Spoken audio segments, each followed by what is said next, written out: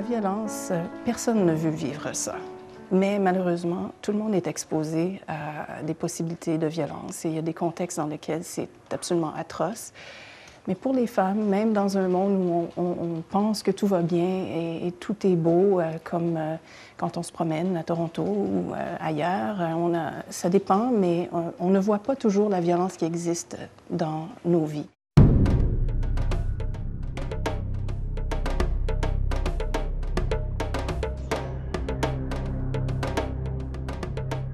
Je viens du Congo. J'ai été violentée plusieurs fois. Et je suis arrivée ici à Toronto ne connaissant personne. Il y a mon avocat qui m'a mis en contact avec Oasis.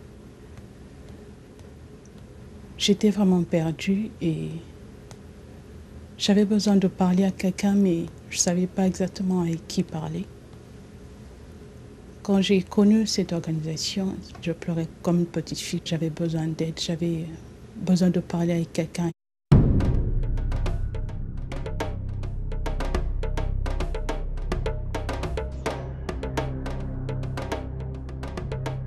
C'est un centre de lutte, surtout des agressions à caractère sexuel. C'est un centre qui a été créé dans son but, mais comme les agressions à caractère sexuel peuvent faire partie ou être en composante d'autres violences, on prend aussi en considération toute autre forme de violence. La violence conjugale, les violences dans les fréquentations, les violences de toute forme. Il y a même des femmes qui viennent des conflits armés.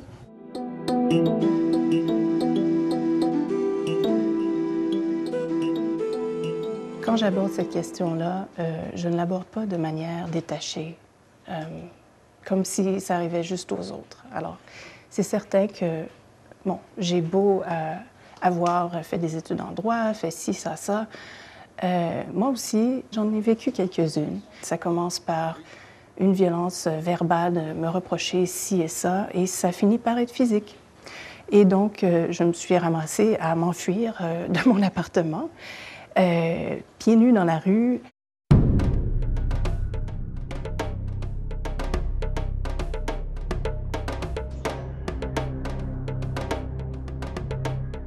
L'art-thérapie d'habitude, c'est le dessin, la peinture, la pâte à modeler, l'argile. Et donc ça, ces modalités-là. Et en plus, on utilise aussi le mouvement, l'écriture créative, le jeu de rôle, raconter des histoires. Et la personne peut choisir ce qui lui convient le mieux, ou des fois on choisit ensemble. Je pourrais dire que l'art-thérapie me guérit petit à petit, parce que j'arrive à exprimer ce que je ressens, soit par écrit, soit par mes dessins. Et je sens un certain refoulement de tout. Je me libère et c'est comme si j'étais en train d'aérer mon esprit et de le mettre à un souffle nouveau. Et petit à petit, je me sens revivre, moi. Drama? Oui. Et puis, vocabulaire plus... Vocabulaire, ok. C'est souvent une façon de voir les choses qui change tout d'un coup, un déclic. La personne, tout d'un coup, c'est « Oh !» Ça se passe vraiment à travers les formes qu'elle utilise, les couleurs qu'elle utilise, les mots qu'elle s'est permis de dire, alors quand elle faisait du jeu de rôle, disons, alors qu'elle ne l'aurait pas dit en tête-à-tête avec moi, vous voyez? Donc les choses sortent de façon qui la surprennent et qui me surprennent moi aussi toujours. C'est pas facile pour moi parce que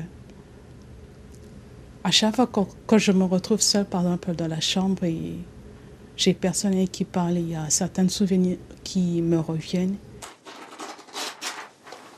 Au début, on a besoin de se familiariser avant de commencer une démarche comme ça. Donc on fait souvent beaucoup plus de conversations, quelquefois au début. Puis quand la personne devient plus relaxe et plus intéressée à essayer quelque chose de différent, à ce moment-là, on utilise la modalité de son choix. Mais en général, c'est quelque chose qu'on fait... on travaille d'abord beaucoup sur le sens de sécurité de la personne.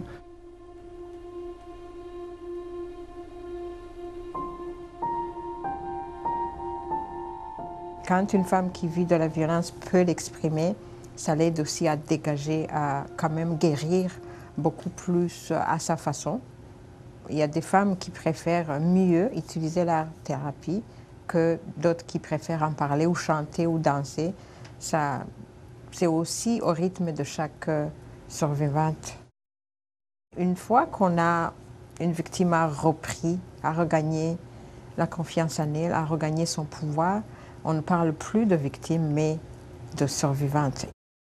Disons un mot qui participe à la guérison. Et moi, j'aime employer ce mot pour dire, bon, il y a plusieurs survivantes de violences faites aux femmes dans notre société et elles fonctionnent très bien et ça donne espoir qu'on peut s'en sortir.